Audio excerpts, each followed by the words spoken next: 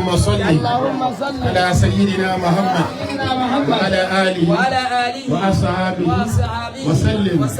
اللهم صل على سيدنا محمد وأصحابه وسلم. آمين آمين آمين. Ada ọpẹ́ fún Ọlọ́run. Ọlọ́run mọ̀ ṣe wá lórí ẹjẹ́ aṣọ pé alhamdulillah. Bàbá wa Bàrámọ̀ sì tún kó wa sórí ire ní púpọ̀. Ẹjẹ́ aṣọ pé alhamdulillah. Ẹjẹ́ a ti sọ bẹ́ẹ̀ lẹ́ẹ̀kan sí. Ẹ̀rí oríire ńlá tí a ṣe, òun náà ni gbogbo wa ti ń gbọ́ látàárọ̀. Ó ní pé a jókòó níbi ìjókòó mòlídì Sheikh Tijani. Bàbá wa mẹ́rin tí wọ́n ń pè ní Sheikh Tijani. Wọ́n ní wọ́n ti ń rẹ́yìn fún wa látàárọ̀. Bàbá wa kílẹ̀ korúkọ bàbá tó ṣe wà sí fún wa lẹ́gbẹ̀ẹ́. Sheikh Mustapha Bulala. Bàbá náà jọ mí lójú o. Nǹkan pọ̀ ń bẹ̀ gan-an. Ó kún rẹ́rẹ́rẹ́rẹ́rẹ́ ni. Wọ́n àti ẹ̀wà mọ́ bá ṣe fẹ́ bù wọ́n mọ́ bá ṣe fẹ́ ṣẹ. Ẹni tọ́rọ̀ bá yé ni ọ̀rọ̀ wọn máa yé. Ẹni tọ́rọ̀ bá tí yé kò tí lè yé. Bàbá wa Sheikh Tijani, Mọ̀lánà Sheikh Ibrahim, ẹ̀pẹ́ yẹn. Bàbá fúnra ẹ̀ ti jẹ́ kí gbogbo ayé mọ̀ wípé Sheikh Tijani tó dé tóun bí yìí. Sheikh Tijani ọ̀gá gbogbo ayé pátápátá ni. Ẹni wá bí ọ̀gá gbogbo ayé, bàbá yẹn ti ṣàlàyé gbogbo ẹ̀. Bàbá wa Bàrámọ̀ sì ti wá kó wa sórí ire pé ká wá jókòó níjókòó mọ́lídì wọn. Ẹ̀rí bá dúpẹ́.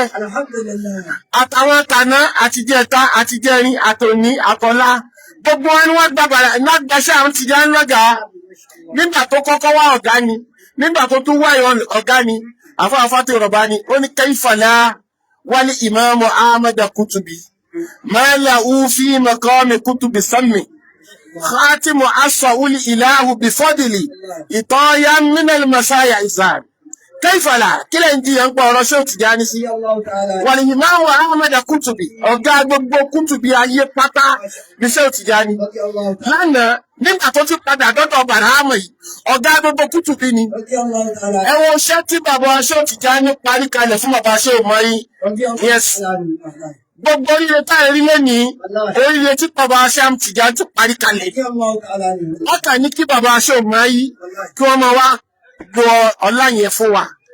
Látara bẹ́ẹ̀ gbogbo alákó oríire o, akó oríire o. Láyé ní nìkan kọ́ láti máa fi dá àmọ̀ bàbá dánwó o. Wọ́n nábì sọ bẹ́ẹ̀ kalẹ̀. Wípé yẹ sàádùn mú bara nínú ìgádà. Yẹ́sìmù bihi kulla sanna wa su'addada. Summa yunadi inda zalmunadi. يا هلا ما شر ويا زر عادي هذا إمامكم وهذا ممدكم في دار دنياكم بغير علمكم. Ànábì wa Muhammad sallallahu alaihi wasallam nígbà tí Sheikh Tijani pàdé ẹ̀ ó wá ń sọ fún gbogbo bádàr kíámà nígbà tí ńlá kan ó máa bẹ gbogbo olóríire ó máa fi tọrọ gbogbo àwọn àfa àwọn wọ̀lí tí wọ́n á ní tó ń kù pé nígbà rí bí sáà tí ò bá jókòó lórí ẹ̀ yóò dé pàdé náà fídíò jókòó. Ànábì ó wá jáde sí gbogbo ayé nígbà tá a bá péjọ pé summa yunadi inda zal munadi gbogbo àwọn olóríire tí wọ́n ń pè yẹn sójú ọ̀nà wa pé gbogbo àwọn àfa àwọn wọ̀lí àwọn ẹni ńláńlá yóò wá lọ Sheikh Tijani jáde báyìí pé aza imamukum wa aza mumuddukum fi dari dunyakum. Eléyìí náà ti tó lóríire fún wa. Mo bá wa dúpẹ́ káṣe làkájá kò lè láfi fún bàbá wa Sayyidi Sharif Shehu Ali bàbá àlùbáríkà tí ìmọ̀lẹ̀ bàbá náà ń bẹ lára wọn lákàjá kò lè ilé àfi sàlẹ̀ àtẹlẹfàtẹ̀. حريص عليكم للمؤمنين رؤوف رحيم فإن تولوا فقل حسبي الله لا إله إلا هو عليه توكلت وهو رب العرش العظيم. بسم الله الرحمن الرحيم. لنا في قريش فليعبدوا رب هذا البيت. Bàbá Bàrámọ̀ sì tún tí wọ́n wá kó wa sórí ire yìí tí wọ́n kó wa sínú ìkẹ́ yìí kí la rí fún wa àní kankan fún wọn àfi ọpẹ́ òun náà la dá fún wọn káṣe làkájá kò lè láfi bú bàbá náà. Mo bá bàbá náà dúpẹ́ o bàbá mo bá yín dúpẹ́ o lónìí ni mo rí pé Ọlọ́run ti ṣorí ẹ̀yìn fún yín látọjú yín níta máa dúpẹ́ sí lẹ́yìn Ọlọ́run ti ní kẹ́ ẹ máa rí kẹ́ ẹ máa dá ọpẹ́ náà láti sìn Ọlọ́run ní borí náà jẹ́ albarka Mawlana Sheikh Ibrahim. لقد جاءكم إلى في الصلاة الفاتحة. لقد جاءكم رسول من أنفسكم عزيز عليه ما عنتم حريص عليكم بالمؤمنين رؤوف رحيم فإن تولوا فقل حسبي الله لا إله إلا هو عليه توكلت وهو رب العرش العظيم. بسم الله الرحمن الرحيم. إناف قريش فيه رحلة الشتاء والصيف ولهاب ضرب هذا الذي يجعلكم من جوع وآمنا من خوف.